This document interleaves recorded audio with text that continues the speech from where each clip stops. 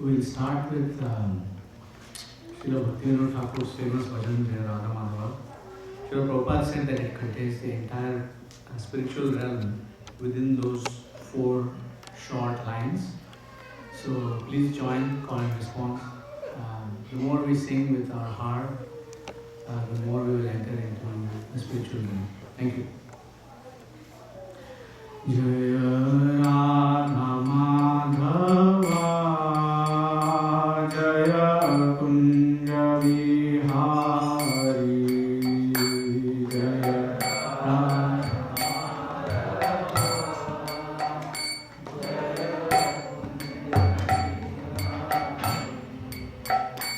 Jaya Radha Madhava Jaya Kunja Vihari Jaya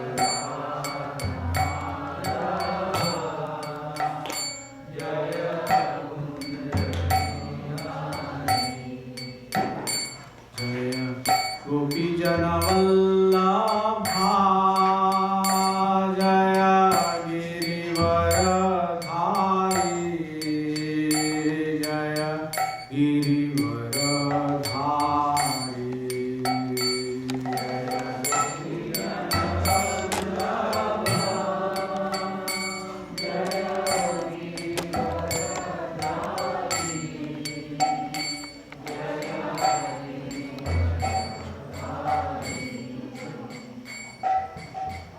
Yashodandana Vraja Janarandana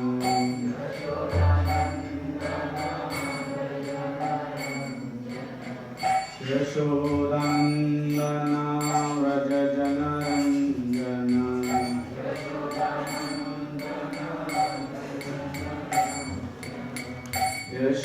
Yashodandana Vraja Janarandana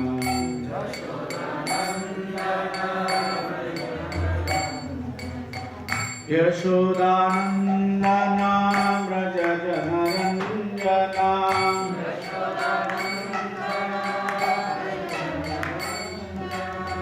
Yashodandana Vraja Janaranjana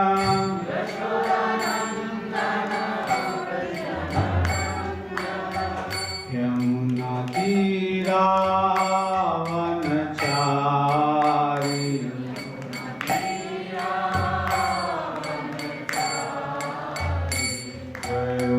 Radha Madhava Jaya Kunja Vihari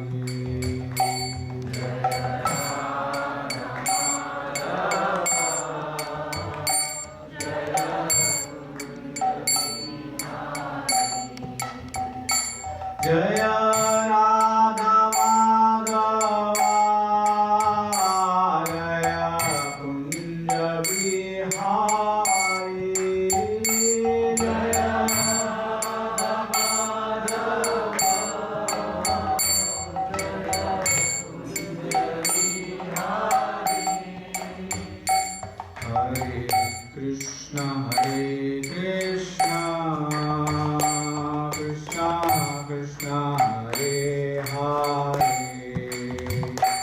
Hare Rama Rama Rama Hare Hare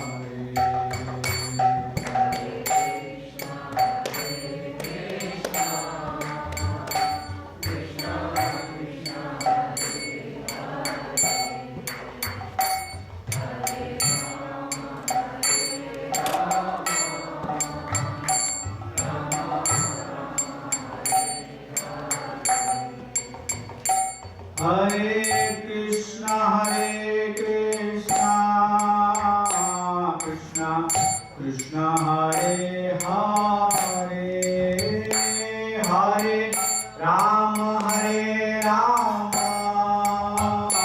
Rama Rama Hare Hare Hare Krishna Krishna Krishna Krishna Hare Hare Hare Rama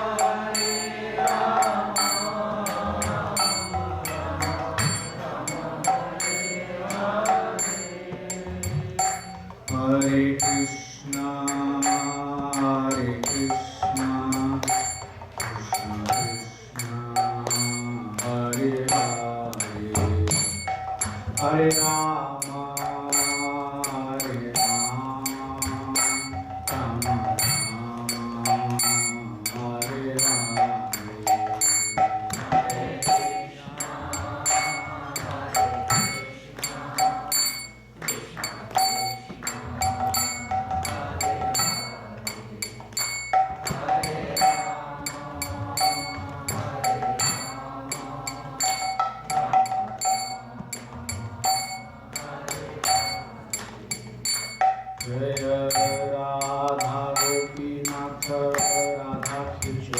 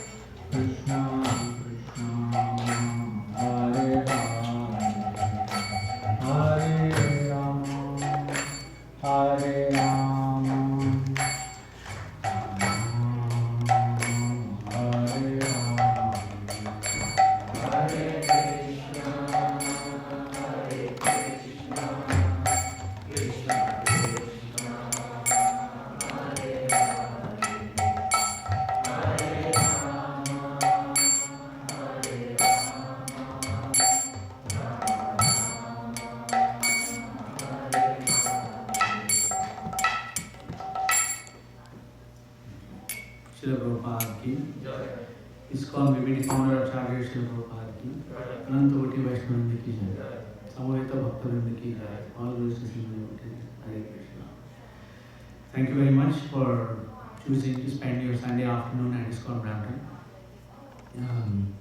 This is a long weekend, so long weekends are quite valuable, but yet, despite all of the other pressures and commitments that everybody has, you've still taken the time to come here to ISKCON Brampton, so we are very grateful to you. And our hope is, our prayer actually is that we can use your attention and your time for your benefit. So we want to serve you all. Today, the topic of today's class is, yesterday, actually Saturday, was the appearance day of Śyāmānanda Prabhu, and also Vamshivadan Thakur, and it was the beginning of Krishna's Vasanta Rasayatra, and the Purnima was Lord Balaram's Rasayatra, and also it was the appearance day of Sri Hanuman, the great devotee of Lord Ramchandra.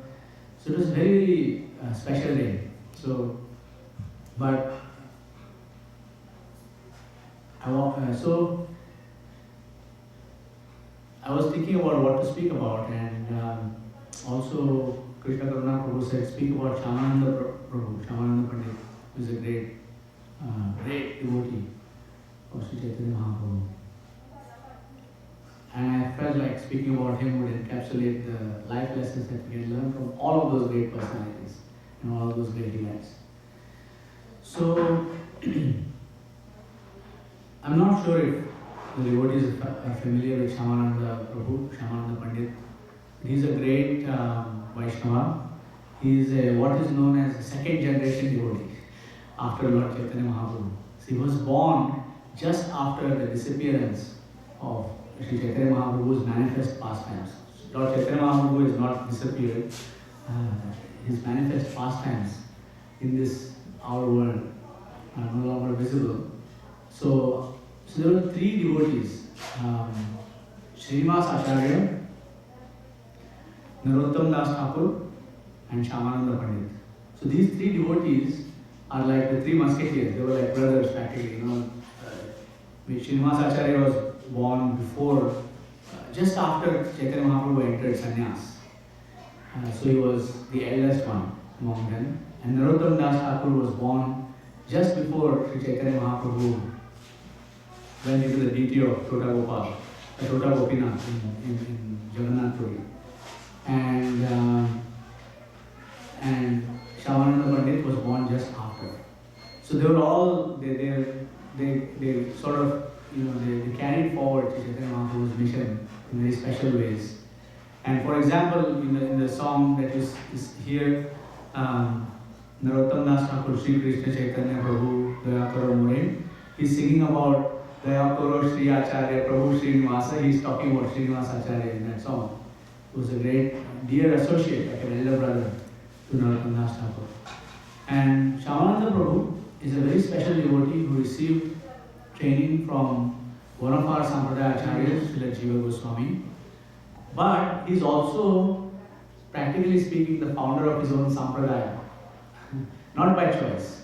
He did not choose or he did not want to do this by himself, but he was chosen by Sri Krishna to render that particular service. And we'll talk about that in a moment. So we can start off by discussing his birth, his appearance. He was born in Midnapur district of Bengal and Orissa. It's a district that spans both Bengal and Orissa. And he was actually born to a devotee named Krishna Mandal. And his mother was, I forget his mother's name at this present moment. And he was born in a place called Virendra Mahadurpur. And it's important to note that the caste in which he was born was a Sadgopa caste, or they're basically milk delivery men. Milk delivery is their business. And they are sort of, according to the Varnashram, they are in a Shudra order. It's very important to note that even though he was born in that kind of family, the Krishna consciousness was inherent in his family, and they were all actually devotees, they were all Vaishnavas. And actually this is true, regardless of where or what somebody is born. The great Bhagavatam shloka is Adha Kumbhir Vijashveshta Varnashrama Vibhavasha, and it ends with Samsiddhir Haritoshan, Svanushthitasya Dharmasya Samsiddhir Haritoshan, which means that regardless of whatever our occupational or our particular order in life might be, our goal should be to satisfy Sri Krishna, no matter what you do. Srila Prabhupada says that this is how the four Varnas are divided. They are said that the Brahmanas are like the head, the Kshatriyas are like the strong arms, the Vaishyas are like the stomach of the universal body of Sri Krishna, and the Shudras are like the legs. And then he says, when you are offering arati, you saw the pujari offering arati to Radha Giridhari here, it's not that the flower is offered to the face of Krishna, the flower is offered to the lotus feet of Sri Krishna. Right? So anybody what's the point of having a body with a very fabulous head that thinks very well, but there are no legs or hands or stomach, right? Not going to survive. Same way, what's the use of having a body with only the stomach, or a body in which the stomach does not work? It's useless. You can't. So all the parts of the body have to work together for the pleasure of Sri Krishna. Similarly, all the aspects of society should work together. So the goal that I was trying to accomplish from speaking about Śyāmānanda Pandit, Śyāmānanda Prabhu today, was to learn a few lessons from his life. And this is one of the first lessons, But again, going back to the topic of birth, actually the fact of the matter is that everybody is born a Shudra, right? Janmani Jayate Shudra. Everybody is born. Because what does Shudra mean? Shudra means one who is untrained. That means that's the Shudra. So a baby doesn't know anything. Like when the baby is born, the baby cannot even stay alive without the help of the parents, right? They will eat anything. They will do whatever. Like they have absolutely no training. It's because of the training of the parents. And then the Shastra says, Samskara Bhavet Vija, which means that by proper reformatory ceremonies, a person can become a Vija. So, it's a fact.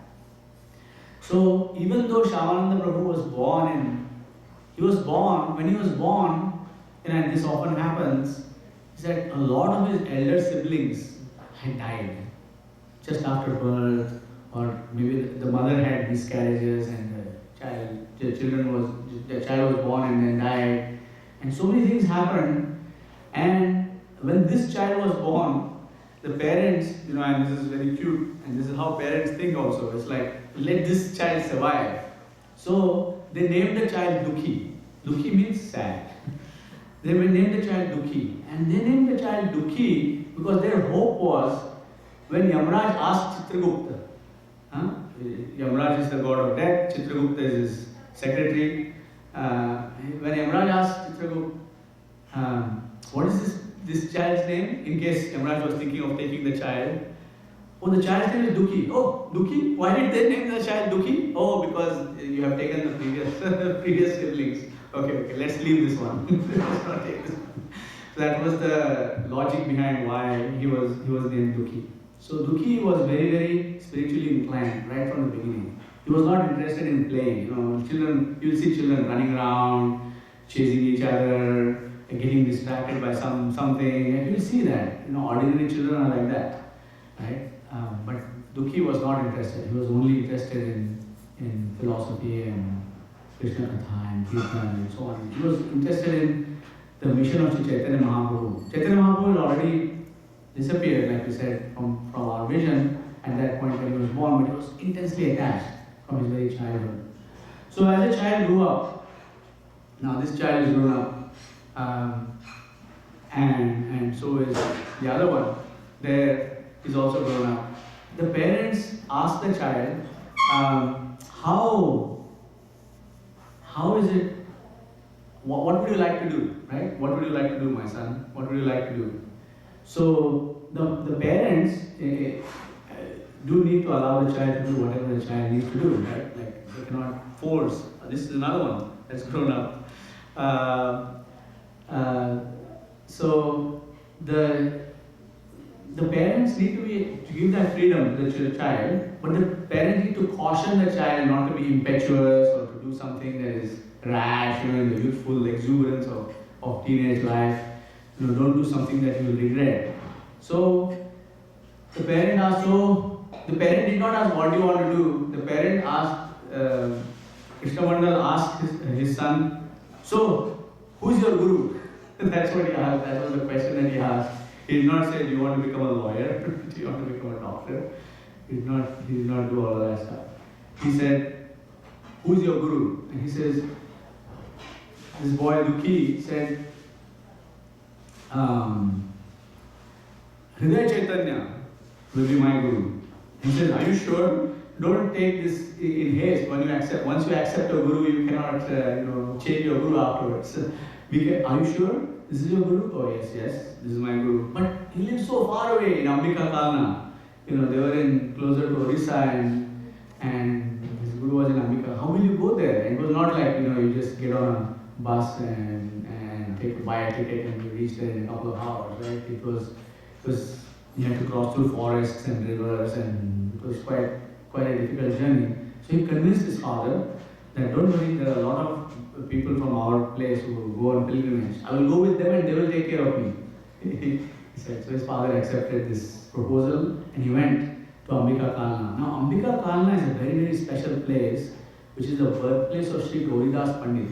We should talk about Gauridas Pandit very briefly because you can understand what Gauridas Pandit was a great personal associate of Sri Gaurnitai, like personal associate, So he had many, many pastimes with Gaurnitai. One of the famous pastimes is once Gaurnitai came to him and he was worshipping Gaurnitai on the altar, and those Gaudiya deities are still there in Ambika Kalna, not very far from Mayapur. So if you go there, you should go there, and you will see the ore that was used by Śrī Caitanya Mahāprabhu. You will see Chaitanya Mahaprabhu's handwriting. You will see so many personal things about Śrī Caitanya Mahāprabhu there in Ambika Kalna.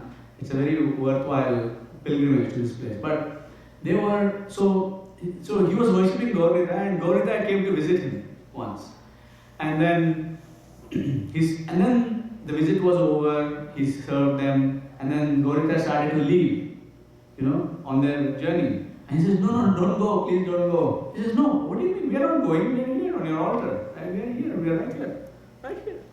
Right? So, he said, no, not the deities. I mean you, the both of you don't go. And then Gaudiya Pandit, and then Gaudiya says, well, we are actually the same. We are on your altar. We are eating your whatever you are giving us every day, and you are interacting with us on a daily basis. But anyways, so you don't want us to go? So Gaudiya walked up on the altar and froze, just like that. See how Gaudiya, they have their hands up there in Kirtan. And so they froze.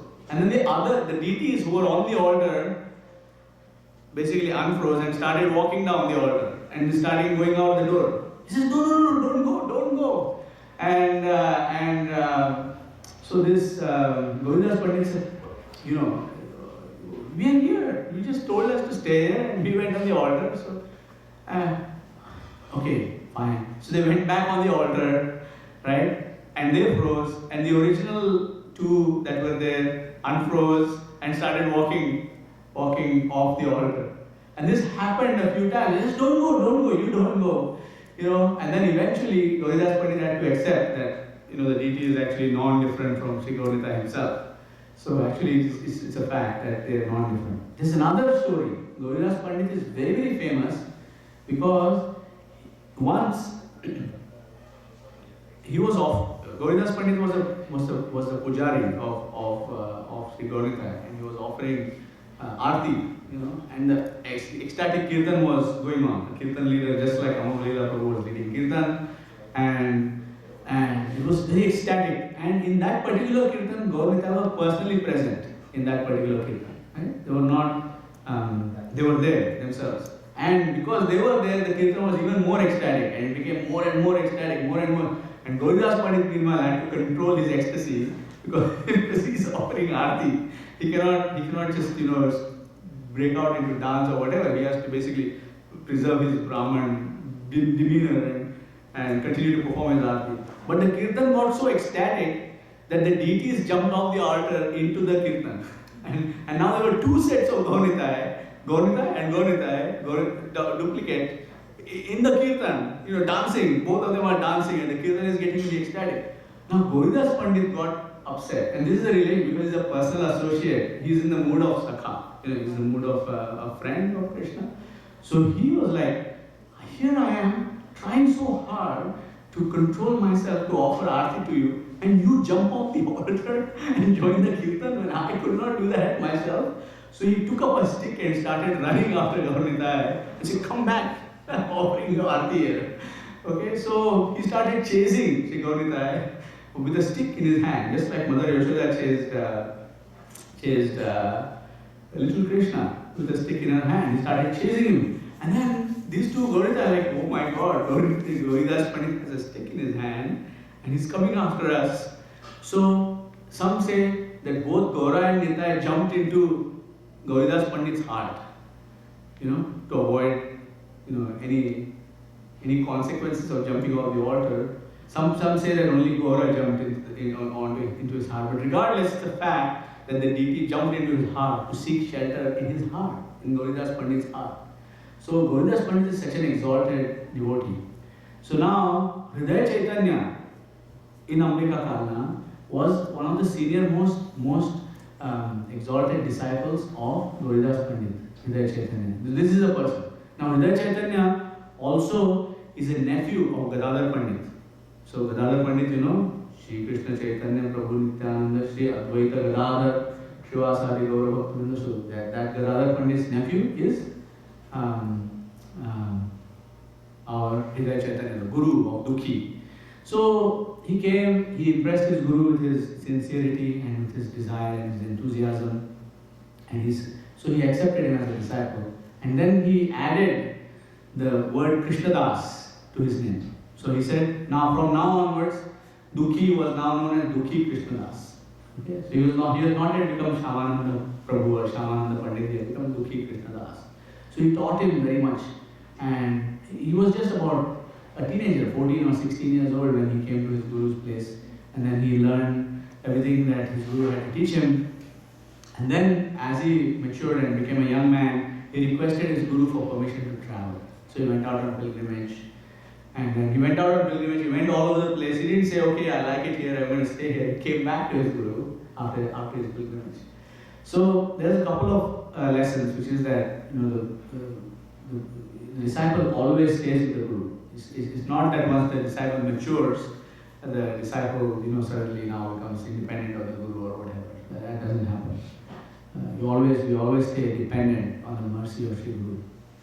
He came back, and now Hṛdaya Chaitanya was thinking about how to improve, how to continue his education. So he said, okay, you, Dukhi Krishnadas, come here. You go to Vṛndāvana. I'm going to write a letter to Jiva Goswami, and he will take care of it. He will continue your education. So the student went from Ambika Kalana to Vṛndāvana, just like Mahaprabhu went to Vṛndāvana. Offered his obeisances to Jiva Goswami, gave the letter from his Guru Maharaj, Hṛdaya Chaitanya, and so Jiva Goswami accepted him as his Shiksha disciple. And this happens sometimes where one Guru will send you to somebody to get a certain kind of education. My Guru has sent me to many people to get different kinds of education. Ask him this question, ask him that question. And he comes to figure out. So he has told me this many times. So happens. But those other spiritual masters don't become my Guru. They are assisting my Guru in that regard. So in this way, Jiva Goswami would write regularly letters to Hṛdaya Chaitanya, explaining the progress of his disciple, and Hṛdaya Chaitanya would write back he would say, my dear Jiva Goswami, you please teach him the confidential secrets of devotional service. And to his disciple, Dukhi Krishnadas, he would say, you just remember that Jiva Goswami is acting on my request, so you should treat him as an extension of myself. You should listen to whatever he says to you. So this communication was going on between the Diksha Guru and the Shiksha Guru. It was going on. And then Jiva Goswami had given him the service of sweeping a particular kunj in Vṛndāvana. And during this, I'm not going to go into the details of this pastime because that alone can take days. It's a very ecstatic pastime, and that's one of the reasons why I actually made notes to avoid getting carried away by all the wonderful details of Śyāmānanda Pandit's life. So just to keep it very brief, he was sweeping the kunj. In that kunj, even today, Radha Krishna and the gopis enjoy Raslila on a nightly basis. And on that particular one night, Srimati Radharani wanted to give her mercy to Dukhi Krishna Das. So the dancing got extremely ecstatic, and in the dancing, it was so exuberant that Radharani lost an anklet. She did not lose the anklet. She deliberately dropped the anklet. Figured out how she could do that, and without anybody else noticing too. Can you imagine like billions of gopis and she managed to lose an anklet? Only Radharani can do that.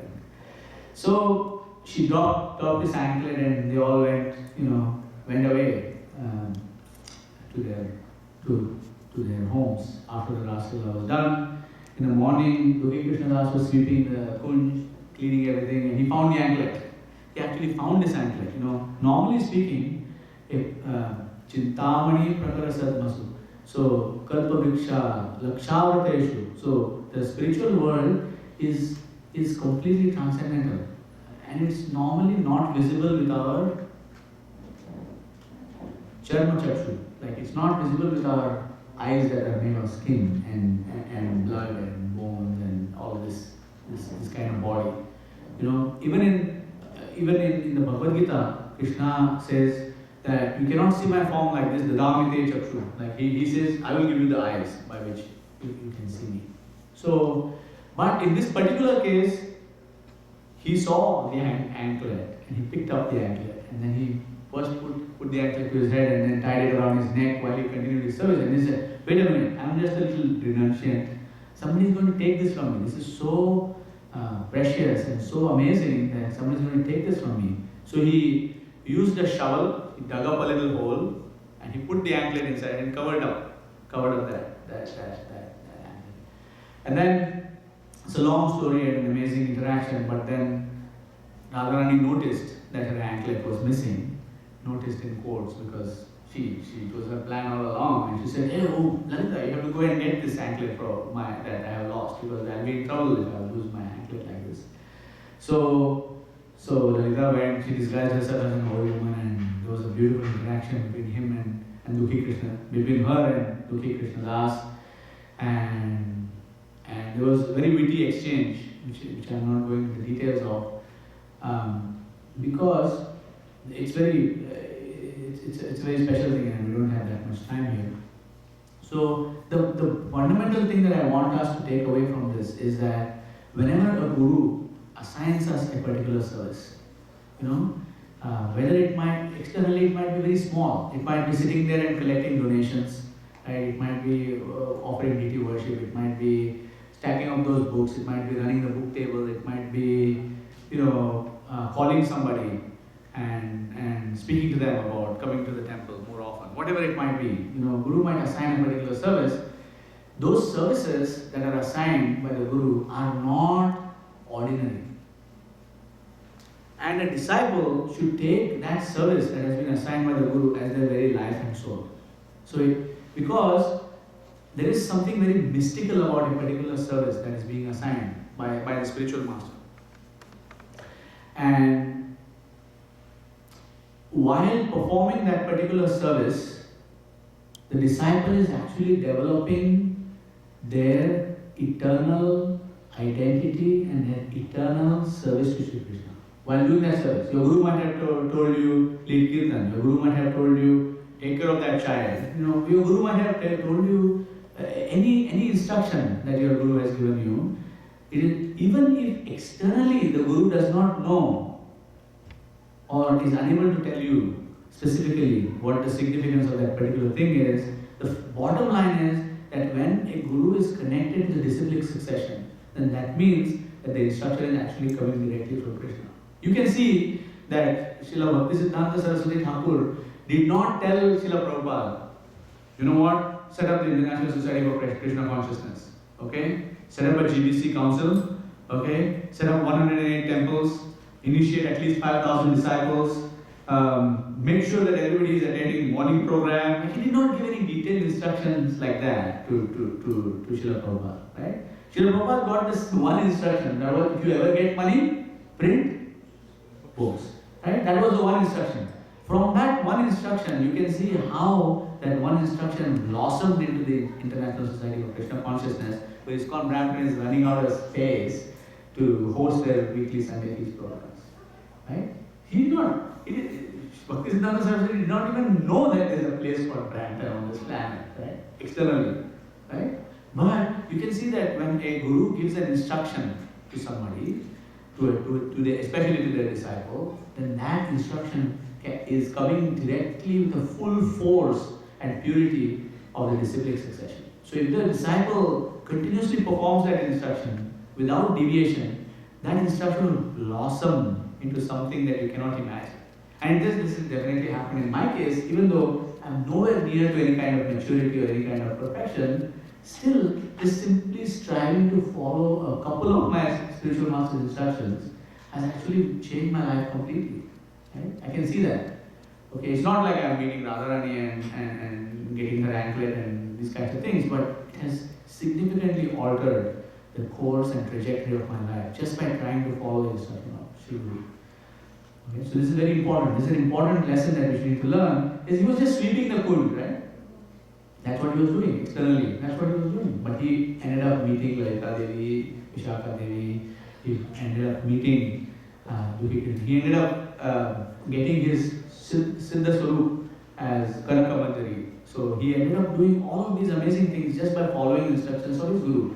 And what was the instruction of his Guru? Whatever Jiva Goswami tells you, you do that.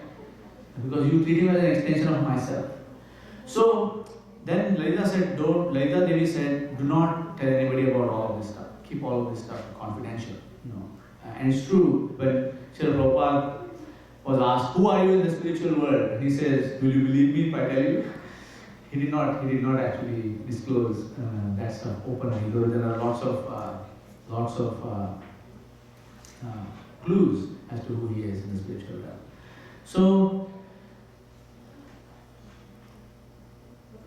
when he was asked to keep this confidential, she said, you can tell Jiva Goswami. Jiva Goswami is Jivaka. So Jiva Goswami is a pure devotee himself, so no problem. You can tell him, but don't tell anybody else. Because you know what will happen. I am this gopi and I am that gopa and I am Krishna's flute in the spiritual world, and people start basically taking on these things. They are not qualified. They said, oh, I feel like I am Krishna's parent, and meanwhile they are suffering from all sorts of material desires and all sorts of afflictions there. How can it be possible when they are in that kind of mood of being Krishna's parent and they are doing these kinds of crazy things? That's not possible. So in order to avoid that, Lalita Devi said, don't disclose anybody. Don't disclose all this stuff to anybody. But there was some change in Dukhi Krishna Das. He was also given the name Śyāmānanda because Śyāmānanda means Shama, Radharani, Shama, and Ananda, one who has given happiness to Radharani. So now he had a new name. Lalita Devi had also given him a new tilak that looked very different from the original tilak that Gaudiya Vaishnavism wear. You can see it in now the Shaman and the Vaishnavas have a different kind of tilak, and he had this different complexion body. Like he was a typical Bengali man, but Bengali Oriya man. And now he had this golden complexion, and he had like a chest like a lion, like very thin waist. He had a different kind of body altogether, and it was difficult to hide it. So, what happened? Happens a lot in ISKCON also. Some rumors spread out somewhere that this person, Hṛdaya Chaitanya was informed that Jiva Goswami is obscuring your relationship with your disciple, and he has even reinitiated him as Śyāmānanda. And he has given him a new tilak even. So, when this happens, it's a very big insult to the spiritual master. So the spiritual master externally did not take it kindly. So Hṛdaya Chaitanya said, we'll ask you if he has reinitiated my disciple, and if yes, you should reinitiate all of us also. That's the Vaishnava thing. If he thinks that I'm not fit to be a spiritual master, then he should initiate me and teach me how to be a spiritual master. Right? So anyway, there was a big controversy. It was very amazing interaction, and different books had different versions of this interaction. But I can tell you that it was amicably resolved through the intervention of Govidas Pandit, Hṛdaya Chaitanya's guru, who appeared to him in a dream and instructed him in a certain way and so on. But the bottom line is that they have done this to Srila Prabhupada's disciples, where some people reinitiated Srila Prabhupada's disciples. It's an insult to Srila Prabhupada. And there are some people who have voluntarily left the shelter of their guru and adopted some other sampradaya. That is also nonsense. Right? So anybody who abandons their guru actually cannot get anywhere.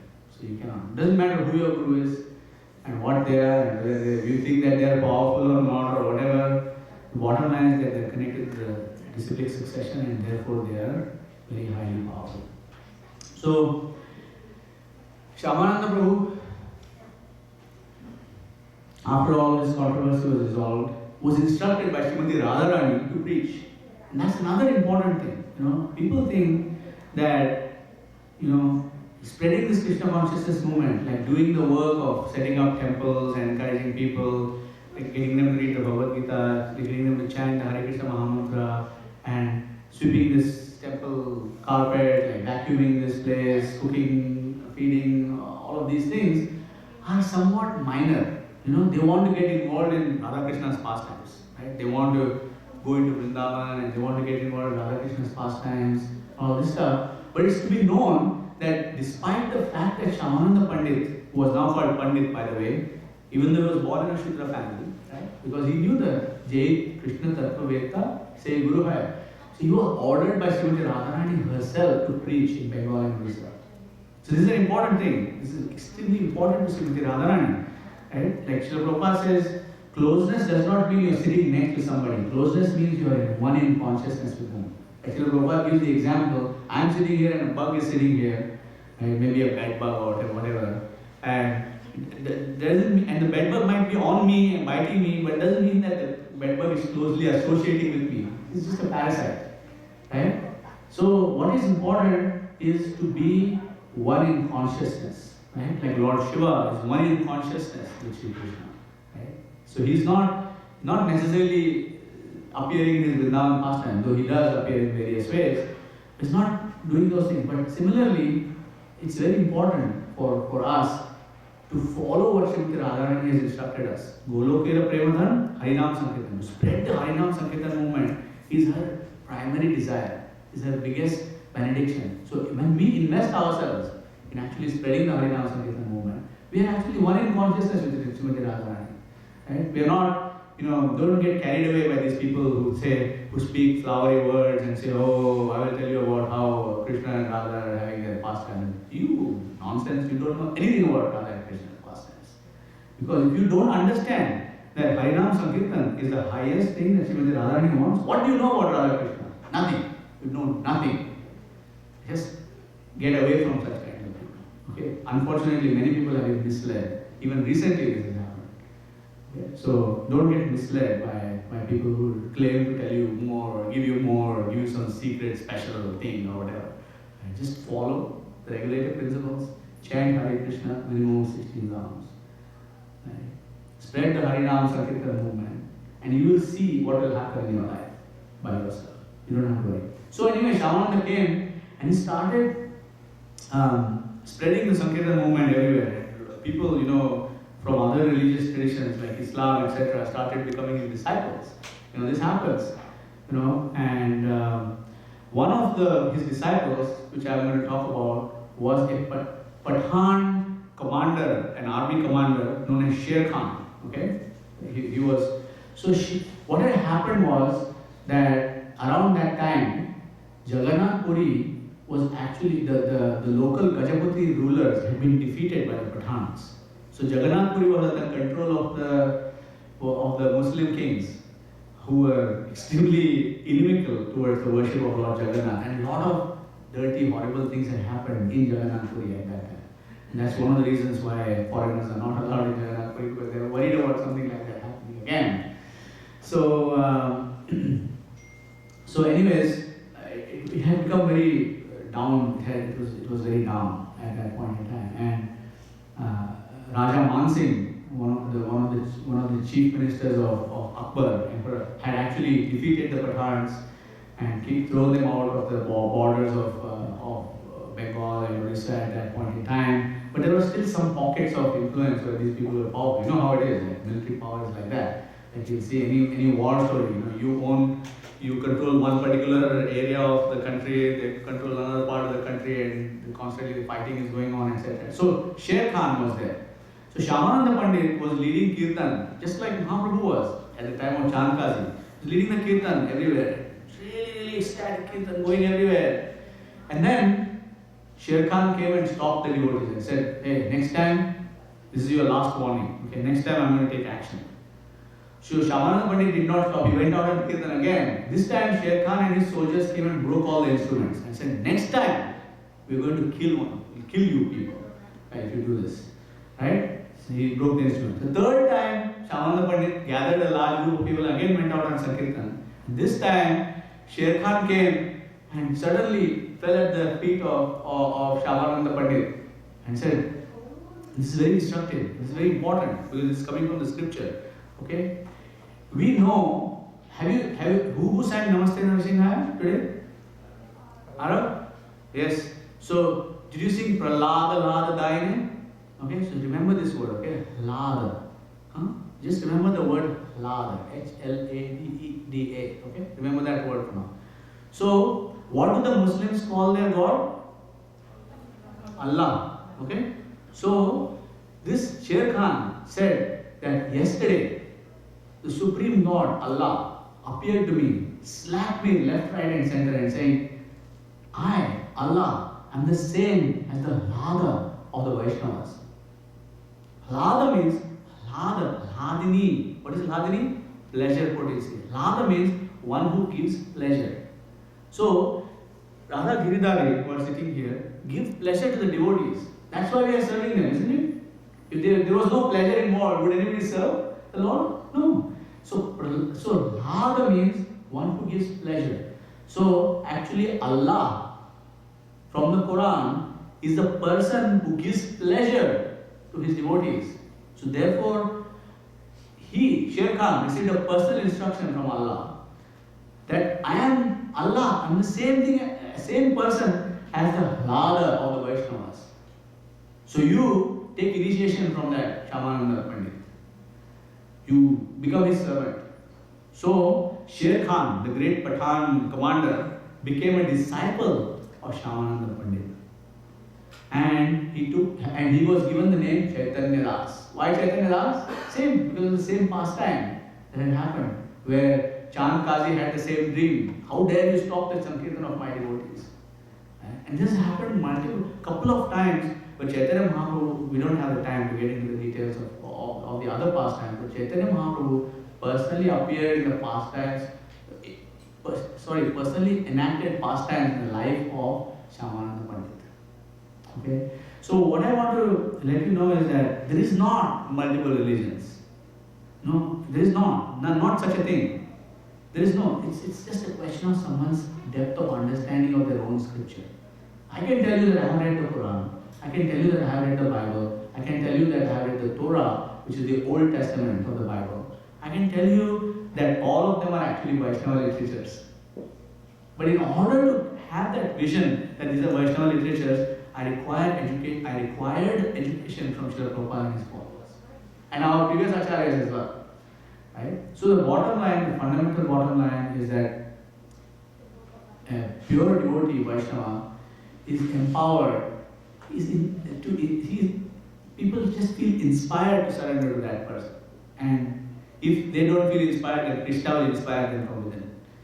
Okay, so our goal, and my spiritual master constantly says this, is to try to become a pure chanter of the holy name. Because pure chanting of the holy name has all of this mercy. Okay, so I think we have covered all the points that I wanted to cover. Yes, so from Śyāmānanda Prabhu's life, we can learn tolerance, patience and humility. So Śyāmānanda Prabhu's own spiritual master was displeased with him, Hṛdaya Chaitanya. But he did not become inimical towards his spiritual master. He made his humble servant. He was even beaten up badly by his spiritual master once. Externally, this was a pastime, and there's a deeper reason behind all this stuff. I don't have the time to get into all this. So I will stop by saying, we talked about the three musketeers of the second generation devotees after Chaitanya Mahaprabhu departed. So there are Srinivas Acharya, Narottam Das Thakur and Śyāmānanda Pandit. So Srinivas Acharya is considered as the embodiment of Śrī Caitanya Mahāprabhu's ecstasy. So you can just imagine what that is right now, because I don't have the time to get into it.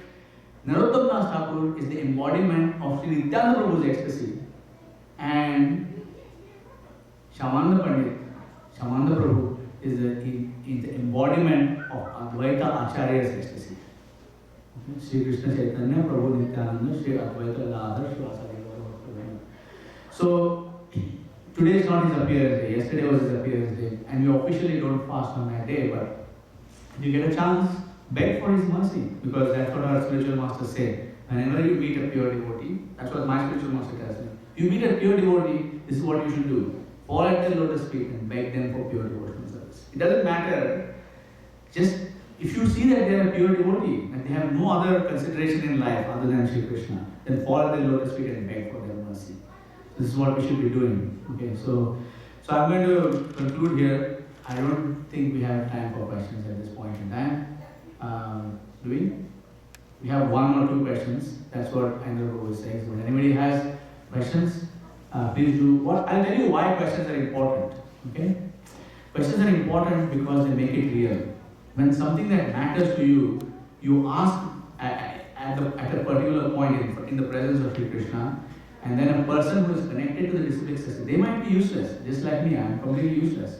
But they are connected to the disciplic succession. I know that my spiritual master has accepted me, and I know that Śrīla Prabhupada has accepted my spiritual master. And therefore, even though I might not be anything, it actually helps us to connect deeper to the mercy of Shri Krishna. That's why questions are important, that's why questions are encouraged. But we have a limited amount of time, so anybody who has it, please go.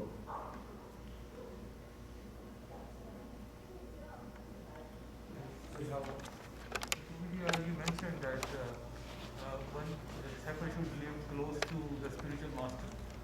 So, is it, mentally, of course, but physically also? I did not get your question. As you mentioned, the disciple should live close to the spiritual master. So, mentally, of course, undoubtedly, but physically also is. Physically, it may be possible and may not be possible.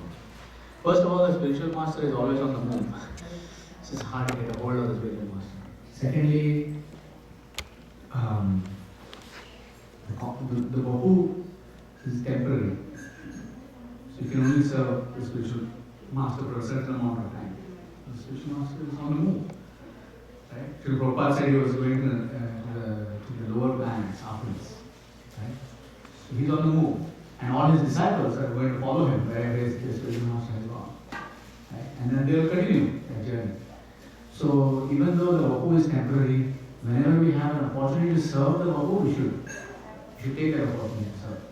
And if we don't, then it's our loss. But one thing I want to tell you is that despite all of the external life, you will see that it's something that appears like politics. That happens between devotees, right? But actually it is not. It's only externally looking like that, right? Internally Krishna has a particular plan, deeper plan. So we should keep that in mind always and do our best to serve. And if we cannot serve the spiritual master in person, we should serve the spiritual master in spirit by following the instructions. Always. Always try our best. Take one instruction and it's enough to perfect our life. The spiritual master in our case has given us thousands of instructions because they're writing, they're publishing their writings and so on and so forth, right? They've given us thousands of instructions. But if we take just one instruction, that is enough to satisfy all the other instructions will happen. And the spiritual master had said, move here, move there, and the disciples do that. So, thank you. Do we have anything? Otherwise, one question. Yesterday we are doing book distribution.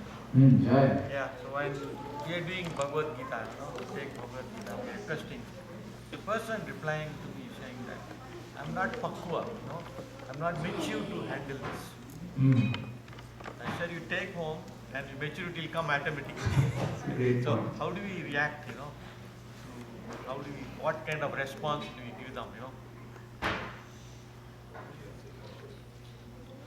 Repeat the question. So the second question was that Prabhu was on book distribution yesterday and he was distributing the Bhagavad Gita, and the response from the person was that I am not mature enough to accept this Bhagavad Gita. And then Prabhu was saying that you take it and you become mature. And did he take it? He took it. So you did the perfect thing. Your preaching was successful. Hello. What I'm asking is, how do you make them convince some people cannot take? Your conviction will convince others. So, Śrīla Prabhupada came, these boys and girls who were hippies had never ever heard of the name Krishna before. Leave alone, rise up early in the morning at 3 o'clock, do Mangalarati, follow the 4 regulatory principles, chant 2 hours a day, give up give everything else and surrender to Shri Krishna. So, if somebody is sitting in India and thinking, I will go to America and I will convince these people to become Vaishnavas, I think people will say you are dreaming. What is this? You cannot do this. This is not possible, right? But the strength of his own conviction convinced everybody else. So like Krishna is the Supreme Personality of Godhead. Okay? Śrīla Prabhupada says, we think, you think, maybe. Krishna lifted Govardhan hill on his left little finger for 7 days and 7 nights, just like a child lifts a mushroom. And Śrīla Prabhupada says, you think, maybe. So, the strength of our conviction convinces others. And the more convinced we are, the more we can convince others. So, everything, like all the statements in the scriptures, the strength of our conviction, and we cannot fake it, we cannot fake it. So, to the extent that we are convinced, we will be able to convince others.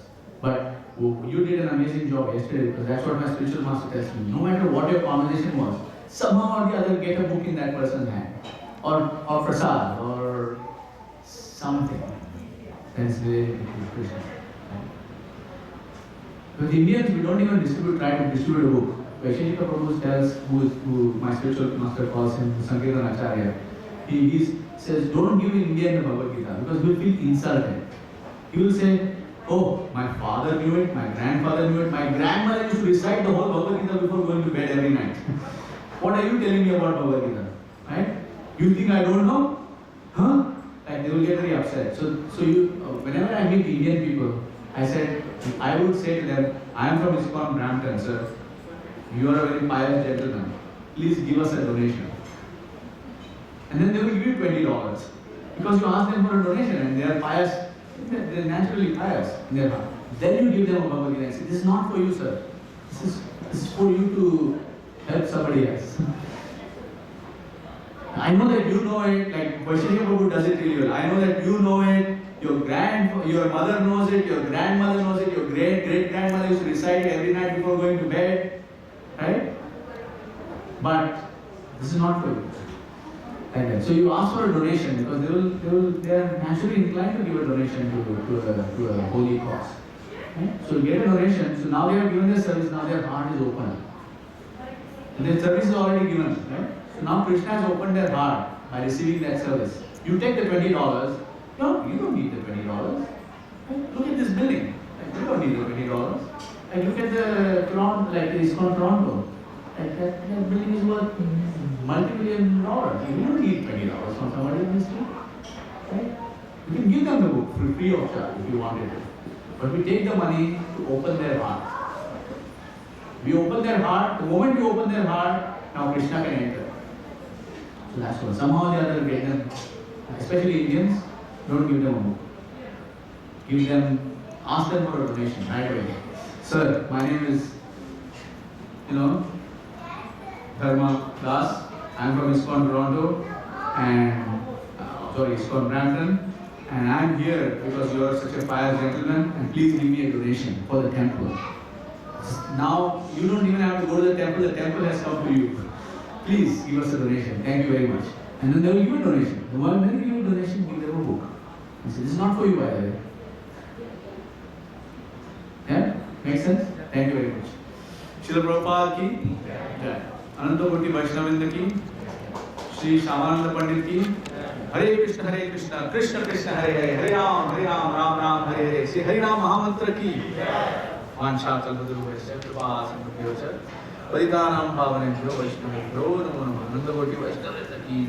Thank you very much.